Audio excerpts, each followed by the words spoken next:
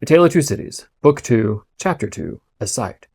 "You know the Old Bailey well, no doubt," said one of the oldest of the clerks to Jerry the messenger. "Yes, sir," returned Jerry, in something of a dogged manner. "I do know the Bailey." "Just so. And you know Mr. Lorry?" "I know Mr. Lorry, sir, much better than I know the Bailey. Much better," said Jerry, not unlike a reluctant witness at the establishment in question, "than I, as a honest tradesman, wish to know the Bailey." "Very well. Find the door where the witnesses go in, and show the doorkeeper this note for Mr. Lorry. He will then let you in." "Into the court, sir?" "Into the court." Mr. Cruncher's eyes seemed to get a little closer to one another and to interchange the inquiry, "What do you think of this?" "Am I to wait in the court, sir?" he asked as the result of the conference. "I'm going to tell you. The doorkeeper will pass the note to Mr. Lorry, and do you make any gesture that will attract Mr. Lorry's attention and show him where you stand. Then what you have to do is to remain there until he wants you." "Is that all, sir?" "That's all. He wishes to have a messenger at hand. This is to tell him that you are there." As the ancient clerk deliberately folded and subscribed the note, Mr. Cruncher, after surveying him in silence until he came to the blotting paper stage, remarked, "I suppose they'll be trying forgeries this morning?" "Treason!" "Well, that's quartering," said Jerry. "Barbarous." "It is the law," remarked the ancient clerk, turning his surprised spectacles upon him. "It is the law." "It's hard in the law to spile a man, I think. It's hard enough to kill him, but it's very hard to spile him, sir." "Not at all," returned the ancient clerk. "Speak well of the law. Take care of your chest and voice, my good friend, and leave the law to take care of itself. I give you that advice." "It's the damp, sir, that settles on my chest and voice," said Jerry. "I leave you to judge that a damp way of earning a living mine is." "Well, well," said the old clerk. "We all have our various ways of gaining a livelihood. Some of us have damp ways, and some of us have dry ways. Here is the letter. Go along." Jerry took the letter and, remarking to himself with less internal deference than he made an outward show of, "You are a lean old one, too," made his bow, informed his son in passing of his destination, and went his way. They hanged at Tyburn in those days, so the street outside Newgate had not obtained one infamous notoriety that has since attached to it. But the goal was a vile place, in which the most kinds of debauchery and villainy were practiced and where dire diseases were bred. That came into court with the prisoners, and sometimes rushed straight from the dock at many of the Lord Chief Justice himself, and pulled him off the bench. It was more than once happened that the judge in the black cap pronounced his own doom and certainty as the prisoners, and even died before him. For the rest, the Old Bailey was famous as a kind of deadly inn-yard, from which pale travelers set out continually in carts and coaches on a violent passage into the other world, traversing some 2.5 miles of public street and road, and shaming few good citizens, if any. So powerful is use, and so desirable to be good use in the beginning. It was famous, too, for the pillory, a wise old institution that inflicted a punishment of which no one could foresee the extent. Also for the whipping post, another dear old institution, very humanizing and softening to behold in action. Also for extensive transaction in blood money. Another fragment of ancestral wisdom, systematically leading to the most frightful mercenary crimes that could be committed under heaven. Altogether, the Old Bailey at that date was a choice illustration of the precept that whatever is right, an aphorism that would be as final as it is lazy, did it not include the troublesome consequence that nothing that ever was wrong. Making his way through the tainted crowd dispersed up and down this hideous scene of action, with the skill of a man accustomed to make his way quietly, the messenger found out the door he sought and handed in his letter through the trap. For people then paid to see the Old Bailey, just as they paid to see a play at the Bedlam, only the former entertainment was much the dearer. Therefore, all the Old Bailey doors were all guarded, except indeed the social door by which the criminals got there, and those were always left open wide. After some delay and demur, the door grudgingly turned on its hinges a very little way and allowed Mr. Jerry Cruncher to squeeze himself into the court. "What's on?" he asked in a whisper of the man who found himself next to. "Nothing yet." "What's coming on?" "The treason case." "The quartering one, eh?" "Ah," returned the man with a relish. "He'll be drawn on a hurdle to be half-hanged, and then he'll be taken down and slashed before his own face, and then his insides will be taken out and burnt while he looks on, and then his head will be chopped off, and he'll be cut into quarters. That's the sentence." "If he's found guilty, you mean," Jerry added, by way of proviso. "Oh, they'll find him guilty," said the other. "Don't you be afraid of that." Mr. Cruncher's attention was here diverted to the doorkeeper, whom he saw making his way to Mr. Lorry with the note in his hand.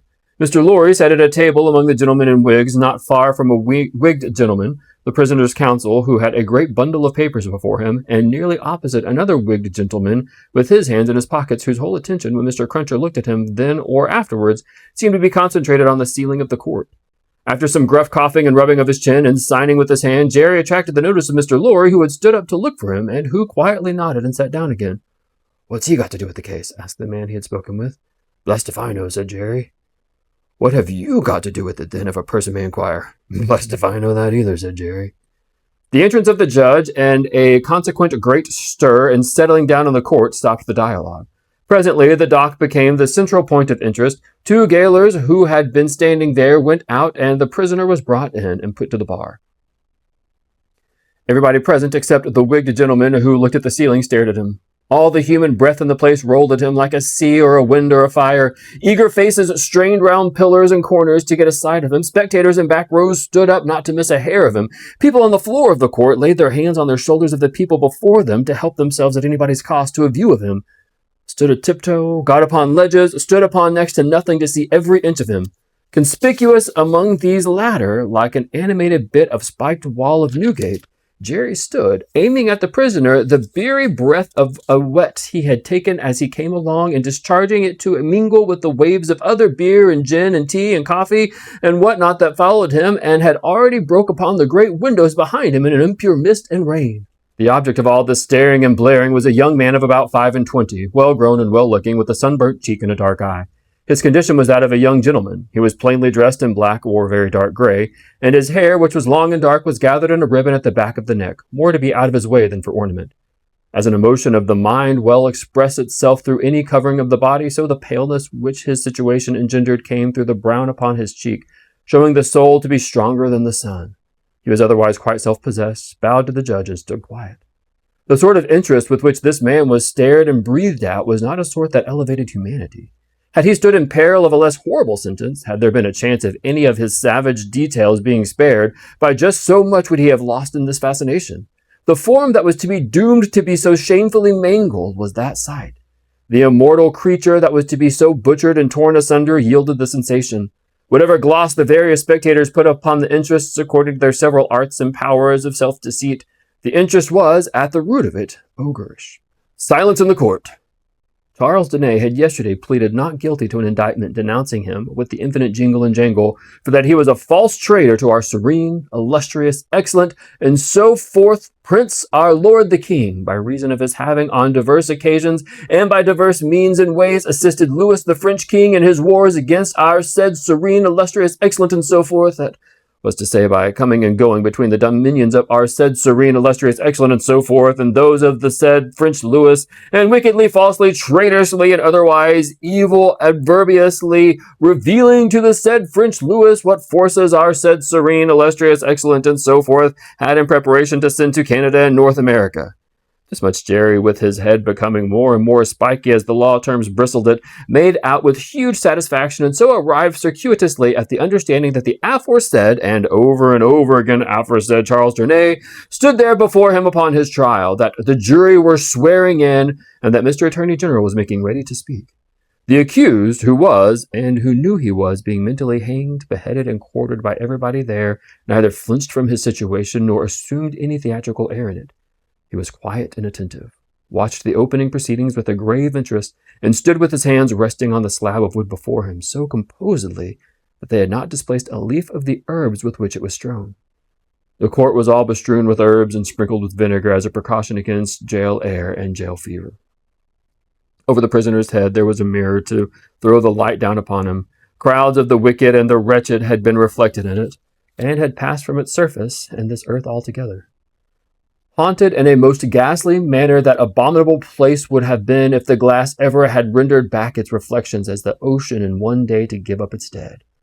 Some passing thought of the infamy and disgrace for which it had been reserved may have struck the prisoner's mind. Be that as it may, a change in this position making him conscious of a bar of light across his face, he looked up, and when he saw the glass face, he flushed, and his right hand pushed the herbs away. It happened that the action turned his face to that side of the court which was on his left. About on a level with his eyes, there sat in the corner of the judge's bench 2 persons upon whom his look immediately rested. So immediately and so much to the changing of his aspect, that all the eyes that were turned upon him turned to them. The spectators saw in the two figures a young lady of little more than 20 and a gentleman who was evidently her father, a man of very remarkable appearance in respect of the absolute whiteness of his hair and a certain indescribable intensity of face, not of an active kind, but pondering and self-communing. When this expression was upon him, he looked as if he were old, but when it was stirred and broken up, as it was now in a moment, on his speaking to his daughter, he became a handsome man, not past the prime of life. His daughter had one of her hands drawn through his arm as she sat by him, and the other pressed upon it. She had drawn close to him in her dread of the scene and in the pity for the prisoner. Her forehead had been strikingly expressive of an engrossing terror and comparison that saw nothing but the peril of the accused. This had been so very noticeable, so very powerfully and naturally shown, that starers who had no pity for him were touched by her, and the whisper went about, "Who are they?" Jerry, the messenger, who made his own observations in his own manner and who had been sucking the rust off his fingers in his absorption, stretched his neck to hear who they were. The crowd about him had pressed and passed the inquiry on to the nearest attendant, and from him it had been more slowly pressed and was pressed back. At last it got to Jerry. "Witnesses. For which side?" "Against." "Against what side?" "The prisoners." The judge, whose eyes had gone in the general direction, recalled them, leaned back in the seat, and looked steadily at the man whose life was in his hand as Mr. Attorney General rose to spin the rope, grind the axe, and hammer the nails into the scaffold. So, Jerry is sent to court, and we are introduced to a new character, this Charles Darnay, who is on trial for treason. And the description of the execution is quite graphic and quite true to history. And we see what appears to be Lucy and her father 5 years later, who is much changed, who is a gentleman, but also has the look of someone who has lived quite a long life, but is not past the prime of life. Quite fascinating. And it's curious as to why there seems to be such a, I want to say passion, but such a connection between Darnay and Lucy and her father, and yet why are they witnesses against him?